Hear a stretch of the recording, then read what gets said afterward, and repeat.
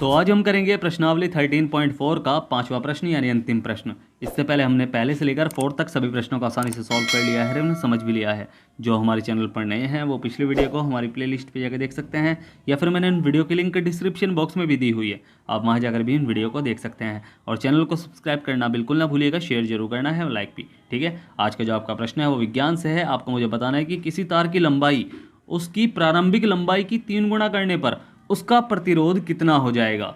9 गुणा 3 गुणा 1/9 गुणा या फिर 1/3 गुणा। इसका आंसर आपको मुझे कमेंट बॉक्स में लिखकर भेजना है। तो चलिए शुरू करते हैं प्रश्नावली 13.4 का पांचवा प्रश्न। इसमें दिया गया है कि 20 सेंटीमीटर ऊंचाई और शीर्ष कोण 60 डिग्री वाले एक शंकु को उसकी ऊंचाई के बीचों बीच से होकर जाते हुए एक तल के 2 भागों में काटा गया है, जबकि तल शंकु के आधार के समांतर है।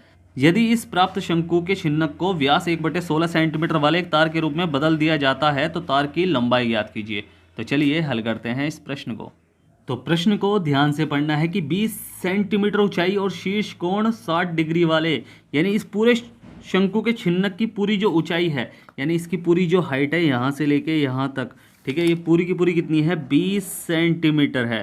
ठीक है, और 60 डिग्री इसका कोण है, यानी यहाँ से यहाँ तक 60 डिग्री है। चलो एक काम करते हैं, चलो इसके नाम लिख लेते हैं, बट पहले तो थोड़ा प्रश्न को थोड़ा सा पढ़ लेते हैं कि शंकु को उसकी ऊंचाई के बीचों बीच से यानी बिल्कुल बीच से काटा गया है। ठीक है, मान लो हमने यहाँ से काटा गया है तो इसकी 2 त्रिज्या बन गई, एक तो यहाँ वाली और एक यहाँ वाली। ठीक है, और जब ये काटा जाता है तो 2 भागों में काटा गया है, जबकि तल शंकु के आधार के बीच के समांतर है, यानी जो तल है वो शंकु के आधार के समांतर है। ठीक है, बिल्कुल समांतर है। यदि इस प्राप्त शंकु के छिन्नक को व्यास 1/16 वाले एक तार के रूप में बदला जाता है तो इस तार की लंबाई ज्ञात कीजिए। यानी इस छिन्नक को, सिर्फ छिन्नक को, ठीक है, इसे एक तार के रूप में बदला जाता है तो उसकी तार की हमें लंबाई ज्ञात करनी है, कितने लंबा तार हो सकता है वो। ठीक है, अब आपको समझ में आना चाहिए थोड़ा सा प्रश्न कैसे, कि भाई यहाँ हमने इसकी पूरी हाइट दे रखी है, इसे बिल्कुल बीचों बीच से काटा गया है, तो यानी यहाँ से यहाँ तक, यानी यहाँ से लेकर यहाँ तक की हाइट कितनी हो जाएगी, यहाँ से यहाँ तक की हाइट हो जाएगी 10 सेंटीमीटर। ठीक है, और ऐसे ही नीचे से, यानी यहाँ से लेके यहाँ तक की, यानी नीचे वाले की भी हाइट कितनी हो जाएगी, नीचे वाले की भी हाइट हो जाएगी 10 सेंटीमीटर। ठीक है, तो ये तो आपको नॉर्मल चीज़ पता चली गई है। तो इस छिन्नक को किस रूप में बदला जा रहा है, इस छिन्नक को तार के रूप में बदला जा रहा है। और तार कैसा होता है, किस आकार का होता है, घनाकार होता है, नहीं, घनाभ होता है, नहीं, बेलन होता है, कह सकते हैं, हाँ बेलन ही होता है, शंकु होता है, शंकु तो नहीं होता। ठीक है, तो बेलनाकार तो होता है, क्योंकि बेलनाकार कैसे कि वो गोल ही होता है और ऊपर भी उसकी त्रिज्या होती है, मतलब व्यास होता है बिल्कुल वृत्त वाला, और नीचे भी व्यास होता है। ठीक है, तो बेलनाकार ही होता है। ठीक है, तो यही आपको समझना होता है। तो इसके जो छिन्नक है ना, तो इससे हमें क्या बना रहे हैं, हम उससे तार बना रहे हैं, तो इससे ही उतना ही तार बनेगा। तो यानी सिंपल सी बात है, इसके आयतन की बात हो रही है, इसे पिघलाकर उस तार को बनाया जा रहा है। ठीक है, समझ रहे हो ना प्रश्न को। तो यानी हमें क्या ज्ञात करना है, इसका हमें आयतन ज्ञात करना है, इस छिन्नक का आयतन ज्ञात करना है। तो आयतन के लिए हमें आर नहीं पता, क्योंकि आर की जरूरत पड़ती है, देख लो फॉर्मूले में 1/3 पाई एच ब्रैकेट R1 का स्क्वायर प्लस R2 का स्क्वायर प्लस R1 गुणा R2, तो R1 R2 तो है ही नहीं हमारे पास। तो हम कैसे करेंगे भाई, जब इसे बिल्कुल भाई हमने इस पर लंब डाला, मान लो ये लंब डाल दिया हमने भाई, अगर हम इसकी एच ज्ञात करें तो यानी यहाँ से लेके पूरी यहाँ तक 20 सेंटीमीटर है। तो अगर मैं कहूँ कि ये पूरी लाइन इस कोण को भी 2 भागों में बराबर बांट रही है, 30 डिग्री और 30 डिग्री, यानी 30 डिग्री के 2 भागों में बांट रही है, तो ये गलत होगा क्या। तो इससे हमें R1 कर लो, चलो इसे R2, चाहे इसे R2 कर लो, चाहे इसे R1 कर लो। ठीक है, तो इस तरह हम ज्ञात कर लेंगे कैसे, कि भाई हमें पता है कि ये, चलो इसके नाम लिख लो, A B C D और E हैं ये। ठीक है, अब मैं कहूँ कि आपसे कि ये एक समकोण त्रिभुज बन रहा है, अगर मैं इसे R1 कर लूँ कि ये हमारी R है, ये O है, ये भी O है।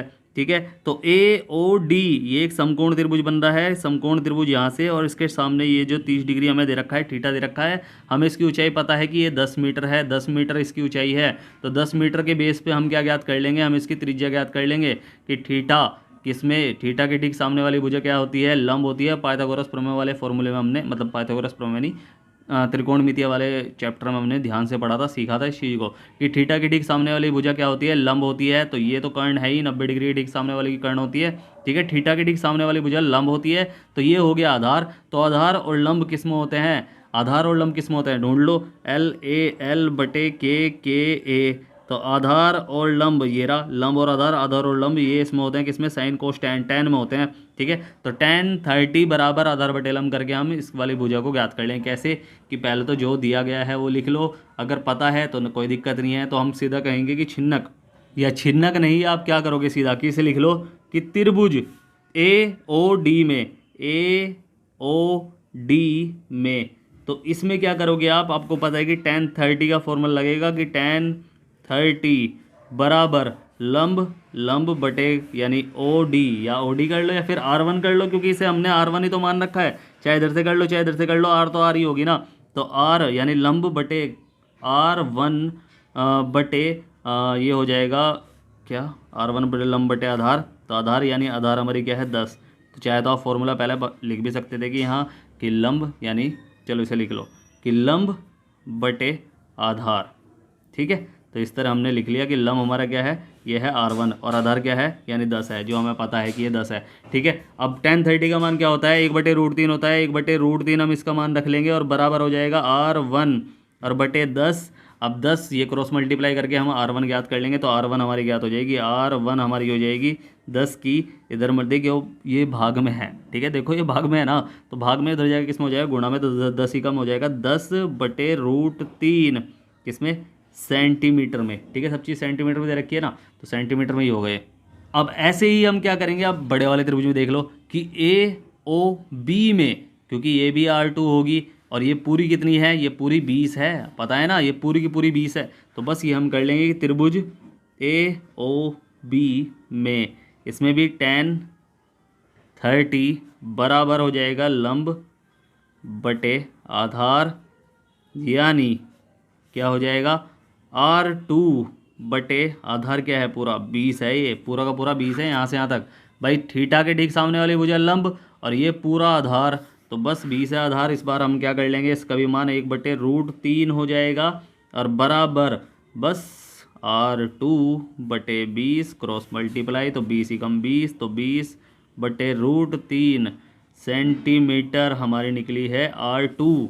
और बस इससे हम क्या ज्ञात कर लेंगे, अब छिन्नक का क्या ज्ञात करेंगे, आयतन ज्ञात करेंगे, क्योंकि उससे ही तो तार बनाया जा रहा है, तो तार के बनाने के लिए हमें क्या करना पड़ेगा, पहले छिन्नक का आयतन ज्ञात करना पड़ेगा कि छिन्नक का आयतन, छिन्नक का आयतन बराबर 1/3 पाई h हो जाएगा और ब्रैकेट R1 का स्क्वायर प्लस R2 का स्क्वायर प्लस R1 गुणा R2, ठीक है। तो ये हमारा फॉर्मूला है, इसमें हम रख लेंगे मान, तो 1/3, अभी पाई का मान पाई ही रख लो, जब हमें ज़रूरत होगी तो हम उसमें जहाँ भी हमें ज़रूरत पड़ेगी कि अब इससे ज़्यादा हम सॉल्व नहीं कर पाएंगे, इसमें मान रखना ही पड़ेगा, तब हम रख लेंगे, ठीक है, अभी तो पाई रख लेंगे।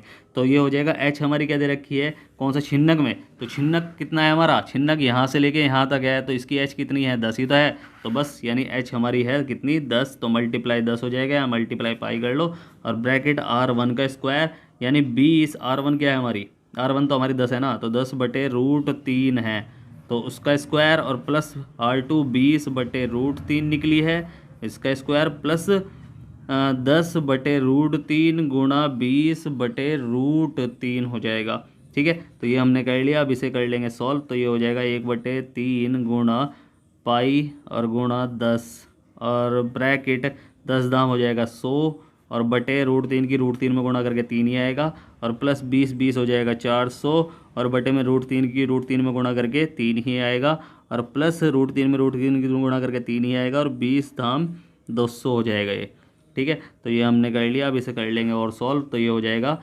1/3 या 10 पाई बटे, भाई 10 पाई कर लो ना, इससे कोई दिक्कत नहीं है, चाहे आप इसे चलो इकट्ठे कर लेंगे, चलो 10 पाई ही रख लो, 10 पाई और गुणा, क्योंकि ऊपर मल्टीप्लाई कर ली ना हमने, और गुणा यहाँ आपको पता है कि बटे में 3 ही आएगा एलसीएम, और बस जब नीचे बटे में सब हर समान होते हैं तो हम सीधा ऊपर प्लस या माइनस कर लेते हैं, तो सीधा प्लस प्लस के साइन है दोनों साइड, तीनों साइड, ठीक है, तीनों मतलब तीनों के बीच में, तो ये हो जाएगा 4 5 6 7, तो 700 बटे क्या हो जाएगा 3 हो जाएगा। अब बस इसे हम कर लेंगे क्या, 7 एकम 7, तो यानी 7 1 2 3 1 2 3 और पाई बटे 3 दिया हो जाएगा, चलो 9 ही रख लो इसे, ठीक है, मल्टीप्लाई कर लो, ये हमारा क्या निकला सेंटीमीटर की पावर 3 में। अब आपको पता है कि छिन्नक जो हमें देखो, जो तार हमें दे रखा है उसका व्यास दे रखा है कि बनाए गए तार का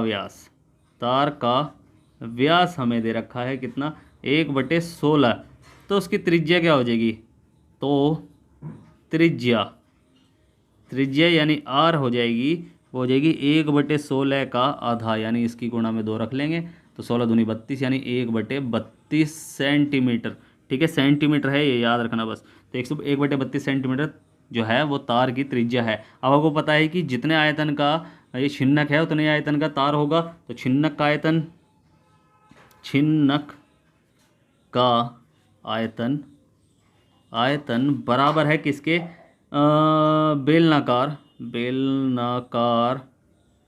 तार का आयतन कर लेना, का आयतन। बस अब आपको पता है इसका फॉर्मूला क्या है। छिन्नक का आयतन क्या निकला है, छिन्नक का आयतन निकला है 7000 पाई बटे 3 तिया 9 निकला था, और बराबर बेलनाकार यानी पाई, और पाई भाई फॉर्मूला क्या है, पाई आर स्क्वायर एच होता है, तो पाई आर स्क्वायर एच ये तो होता है फॉर्मूला। बस इसमें हम कर लेंगे मान, तो ये हो जाएगा क्या कि 7000 पाई और बटे में 9 हो जाएगा, और बराबर पाई और गुणा आर स्क्वायर यानी 1/32 गुणा 1/32 और गुणा एच हो जाएगा।